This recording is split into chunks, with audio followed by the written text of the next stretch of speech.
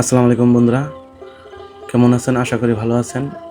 তো আমিও ভালো আছি। তো আজকে আমরা আসলাম দাঁতভাঙ্গা। তো দাঁতভাঙ্গা ব্রিজের শটটা নিব। দেখেন, এখন নদীর উপর দিয়ে আমরা চলে যাচ্ছি। ব্রিজের উপর দিয়ে দাঁতভাঙ্গার ভিউটা অনেক সুন্দর দেখা যাচ্ছে।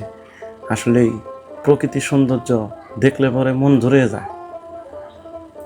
এত সুন্দর ভিউ, আস্তে আস্তে ভিউটা সুন্দর।